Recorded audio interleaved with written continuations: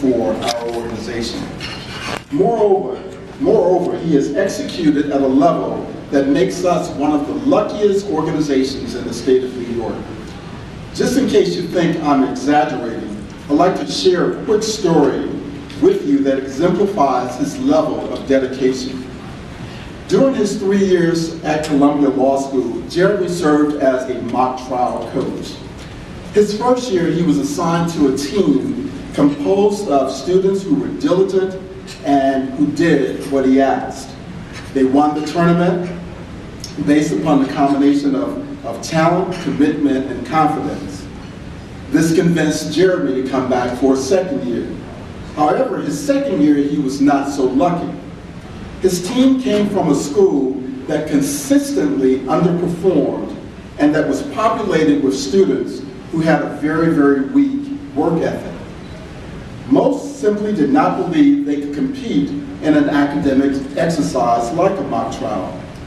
Jeremy easily could have become discouraged, put in minimum effort, and called it a day. Instead, he dug deeper and looked for ways to motivate his kids. He discovered that one of the team leaders among the 8th graders was a well-respected basketball player in his school and in the community. Jeremy, for those who don't know, is also an accomplished basketball player, or at least used to be. And so Jeremy thought that maybe the best way to secure the commitment of this kid who was a leader was to challenge him in a game of one-on-one. What Jeremy didn't know, so the bet was that if Jeremy beat the student in this one-on-one competition, the student would commit to competing in the mock trial and would encourage his teammates to do the same. The student accepted the challenge. Now, on the surface, this appeared to be an easy bet for Jeremy to win. Jeremy is about 6 feet tall, maybe at that time he was 175, 180 pounds. He was a good outside shooter. He could drive to the basket. Really a very, very skilled player. What Jeremy forgot, though, when he made the bet was that this kid was from Harlem.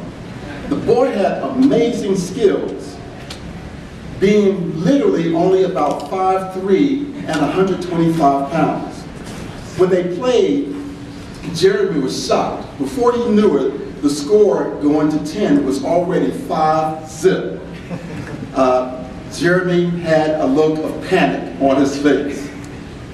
Instead of taking his usual outside shots, Jeremy started playing like Charles Barkley and backing the student down to the basket and making the easier layups. Unfortunately, this tactic worked and Jeremy won.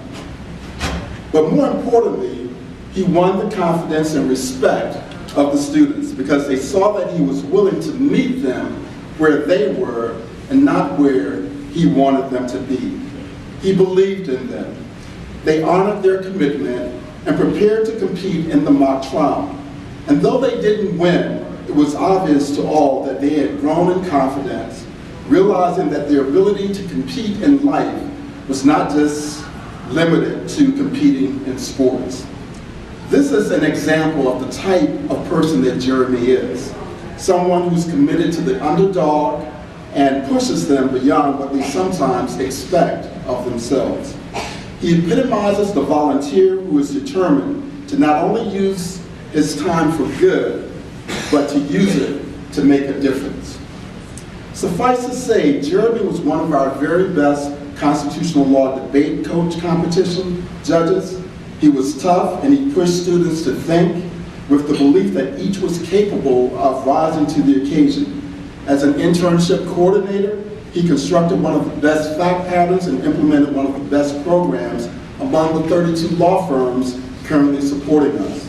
In fact, when new firms join, the fact pattern devised by Jeremy is the one that we provide as the model. Jeremy Cohen has made a measurable difference with our programs and most especially with our students. He's deserving of this award from the State Bar and LYC. He is the model volunteer service provider that others should seek to emulate. It's with great pride and pleasure that I introduce this year's LYC Distinguished Service recipient, Mr. Jeremy Cohen.